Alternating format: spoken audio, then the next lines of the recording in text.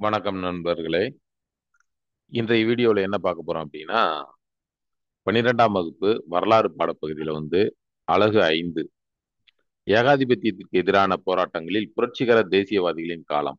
இந்த பாடத்துக்கு இருக்கக்கூடிய book back questions one word தான் நம்ம இதுல பார்க்க போறோம். வாங்க வினாக்களை பார்த்துருவோம். வினாக்கள் மற்றும் வினாக்களுக்கான விடைகளை நம்ம பார்த்துடலாம். சரி, ஓகே. ஃபர்ஸ்ட் கொஸ்டின் பாருங்க. இந்திய கம்யூனிஸ்ட் கட்சி எந்த ஆண்டு தொடங்கப்பட்டது? இந்திய கம்யூனிஸ்ட் கட்சி எந்த ஆண்டு தொடங்கப்பட்டது அப்படின்னு கேட்டிருக்காங்க. 1920, 1925, 1930 அல்லது 1935 அப்படின்னு 4 ஆப்ஷன் கொடுத்துருக்காங்க. சரியான விடை அப்படின்னு பார்க்கும்போது 1925. இந்திய கம்யூனிஸ்ட் கட்சி எந்த ஆண்டு தொடங்கப்பட்டது அப்படின்னா 1925 என்பது சரியான பதில். நம்ம இந்திய கம்யூனிஸ்ட் கட்சியுடைய அந்த எலெக்ஷன் சிம்பல் அதுவுமே நம்ம கொடுத்துருக்குறோம், நீங்க ஈஸியா தெரிஞ்சுக்கிறட்டும் அப்படின்றதுக்காக. சரி, ஓகே. அடுத்த கொஸ்டின் பாருங்க. கல்பனா தத் எதனுடன் தொடர்புடையவர்? கல்பனா தத் எதனுடன் தொடர்புடையவர் அப்படின்னு கேட்டிருக்காங்க. இதற்கான விடையை பார்த்துருவோம். இந்திய குடியரசு ராணுவம். கல்பனா தத் எதனுடன் தொடர்புடையவர் அப்படின்னா இந்திய குடியரசு ராணுவம் என்பது சரியான பதில். வாங்க அடுத்த கொஸ்டின் பார்த்துடலாம். பின் வருவனவற்றை பொறுத்துக. கான்பூர் சதி வழக்கு, அடிப்படை உரிமைகள், மீரட் சதி வழக்கு, சூர்யாசன், சிட்டகாங்க ஆயுத கிடங்கு கொள்ளை 1929, இந்திய தேசிய காங்கிரசின் கராச்சி மாநாடு 1924 எப்படின்னு கொடுத்துருக்காங்க. இதற்கான சரியான விடை என்ன, எப்படி பொருத்தணும் அப்படின்றத நம்ம பார்த்தரலாம். இந்த மாதிரி கேள்விகள் கேட்கும்போது நிறைய பேர் மாணவர்கள் என்ன பண்ணிடுறீங்க அப்படின்னா 4 3 2 1 அப்படின்னு படிச்சிடுறீங்க. அப்படி படிக்கிறது தவறு. எதற்கு எது சரியான பதில் அப்படின்றத நம்ம படிச்சுக்கிட்டா தான் சிறப்பாக இருக்கும். இப்ப கான்பூர் சதி வழக்கு அப்படின்னு பார்க்கும்போது 1924 ஏற்பட்டது. மீரட் சதி வழக்கு 1929 ஏற்பட்டது. சிட்டகாங் ஆயுத கிடங்கு கொள்ளை அதனோடு தொடர்புடையவர் யார் அப்படின்னா சூர்யாசன் என்பவர். சிட்டகாங் ஆயுத கிடங்கு கொள்ளையில இந்திய தேசிய காங்கிரஸ் உடைய கராச்சி மாநாடு அதுல அடிப்படை உரிமைகள் பற்றி பேசப்பட்டது. அப்ப இதுல 4 3 2 1 அப்படின்னு படிக்கிறத விட அந்த பொறுத்துக அந்த கேள்விக்குரிய சரியான பதில படிச்சுக்கிட்டோம் அப்படின்னா தான் நீங்க அடுத்து ஃபர்தரா +2 முடிச்சுட்டு ஒரு காம்படிட்டிவ் எக்ஸாம் போட்டித் தேர்வு எழுதும்போது உங்களுக்கு பயனுள்ளதாக இருக்கும். வாங்க அடுத்த கேள்வி பார்த்தரலாம்.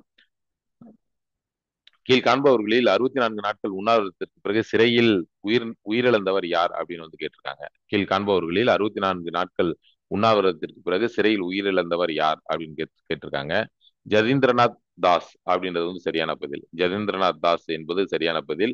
அவருடைய அந்த தியாகத்தை போற்றக்கூடிய வகையில இந்திய அரசாங்கம் அவருக்காக ஒரு தபால் தலை வெளியிட்டுள்ளது. சரி பாருங்க. பின்வரும் கூற்றுகளில் பொருளாதார பெருமந்தம் குறித்து சரியானவை எது அப்படின்னு கேட்டிருக்காங்க.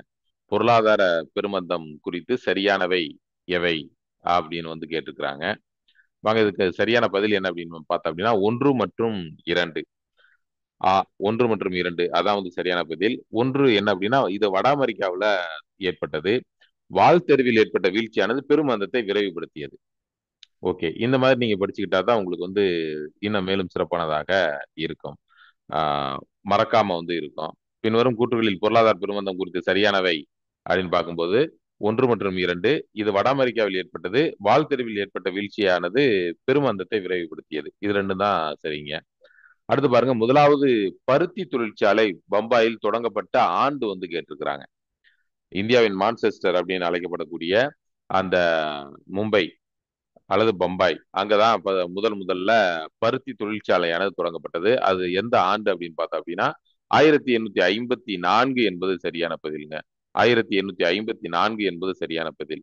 இதுல நான் வினாவுக்கு முன்னாடியே விடைய வச்சுட்டேன். சரி, ஓகே. ஒரே இதுலயே வினா மற்றும் விடைய வச்சாச்சு. அந்த பருத்தி தொழிற்சாலை நம்ம போட்டோவா கொடுத்துருக்கோம், நீங்க ஈஸியா ஞாபகத்துல வச்சுக்கிறோம் அப்படின்றதுக்காக. அடுத்து பாருங்க. கொடுக்கப்பட்ட குறிப்புகளை கொண்டு சரியான கூற்றை தேர்ந்தெடுக்கவும்.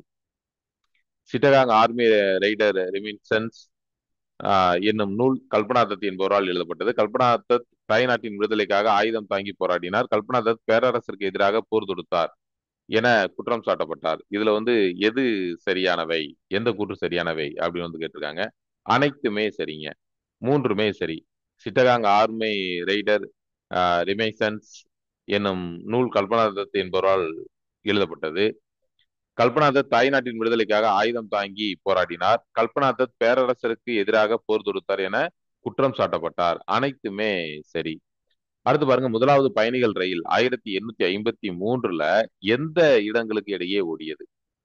முதலாவது பயணிகள் ரயில் 1853ல எந்த இடங்களுக்கு இடையே ஓடியது அப்படின்னு வந்து கேட்டிருக்கிறாங்க. பம்பாய் டு தானே. பம்பாயில இருந்து தானே வரைக்கும் ஓடியது முதலாவது பயணிகள் ரயில் 1853ல எந்த இரு இடங்களுக்கு இடையே ஓடியது அப்படின்னு பார்த்தோம் அப்படின்னா பம்பாய் தானே. அந்த அதாவது என்ன சொல்ல போனோமாக ஏப்ரல் 16 1853 ஏப்ரல் 16 3:35 பிற்பகல் மதியம் வந்து 3:35 இந்த ஃபர்ஸ்ட் ட்ரெயின் வந்து மும்பை டு தானே வந்து போனது. 34 கிலோமீட்டர் வந்து அது போனதாக சொல்றாங்க. சரி, அதற்கு இடையே இருக்கக்கூடிய இடைப்பட்ட தூரம் வந்து 34 கிலோமீட்டர் அப்படின்னு சொல்றாங்க. அந்த முதலாவது ரயில வந்து ஒரு போட்டோ வந்து எடுத்து வச்சிருக்காங்க. இது வந்து மும்பையில இருக்கக்கூடிய அந்த ஓல்டு போட்டோ பாம்பே அந்த கலெக்ஷன்ல இருந்து எடுக்கப்பட்டது. ஓகே, அதுக்கடுத்து பாருங்க, கல்கத்தாவில் முதலாவது சணல் ஆலை தொடங்கப்பட்ட ஆண்டு. ஆண்டு தான் கேட்டிருக்காங்க. கல்கத்தாவில் முதலாவது சணல் ஆலை தொடங்கப்பட்ட ஆண்டு எது அப்படின்னா 1855 என்பது சரியான பதில். Jute mill. கல்கத்தாவில் முதலாவது சணல் ஆலை தொடங்கப்பட்ட ஆண்டு அப்படின்னா 1855 என்பது சரியான பதில். அடுத்து பாருங்க, பின் வருவோரில் கான்பூர் சதி வழக்கில் கைது செய்யப்பட்டவர் யார்? பின் வருவோரில் கான்பூர் சதி வழக்கில் கைது செய்யப்பட்டவர் யார் அப்படின்னு வந்து கேட்டிருக்கிறாங்க. இதுக்கு சரியான பதில் என்ன அப்படின்னா எஸ் ஏ டாங்கே என்பது சரியான பதில். பின் வருவோரில் கான்பூர் சதி வழக்கில் கைது செய்யப்பட்டவர் யார்? S A Dange. கான்பூர் சதி வழக்கு குறித்த பின்வரும் எந்த கூற்றுகள் சரியானவை அப்படின்னு கேட்டிருக்காங்க. சணல் மற்றும் பருத்தி தொழிற்சாலைகளில் தொழிற்சங்கங்கள் தோன்றின. இந்த வழக்கில், அதாவது கான்பூர் சதி வழக்கில் கம்யூனிஸ்டுகளும் தொழிற்சங்கவாதிகளும் குற்றஞ்சாட்டப்பட்டனர். இவ்வழக்கு நீதிபதி ஹெச் ஹோம்ஸ் என்பவரின் முன்பாக விசாரணைக்கு வந்தது. விசாரணை மற்றும் சிறை தண்டனையானது இந்தியாவில் காங்கிரஸ் நடவடிக்கைகளில் விழிப்புணர்வை ஏற்படுத்தியது. இதுல எது சரியானவை அப்படின்னு கேட்டிருக்காங்க. 1, 2, 3 மூன்றுமே சரிங்க. சணல் மற்றும் பருத்தி தொழிற்சாலைகளில் தொழிற்சங்கங்கள் தோன்றின. இவ்வழக்கில் கம்யூனிஸ்டுகளும் தொழிற்சங்கவாதிகளும் குற்றஞ்சாட்டப்பட்டனர். இவ்வழக்கு நீதிபதி ஹெச் ஹோம்ஸ் என்பவரின் முன்பாக விசாரணைக்கு வந்தது. 1, 2 மற்றும் 3 மூன்றுமே சரிங்க. Okay, wish you all the best. இதோடு இன்றைய வீடியோ வந்து முடிஞ்சுங்க. அடுத்த வீடியோ வந்து அடுத்த இதுல வந்து பார்க்கலாம். அடுத்த பாடத்தை வந்து இன்னும் 6வது பாடம் அதை வந்து அடுத்த கிளாஸ்ல வந்து நம்ம பார்க்கலாம். தொடர்ந்து நம்மளுடைய வீடியோவை பாருங்க, பார்த்து வந்து பயன்பெறுங்க. இந்த வீடியோ யாரெல்லாம் பார்க்கலாம் அப்படின்னா +2 வரலாறு பாடம் படிக்கக்கூடியவங்க பார்க்கலாம்.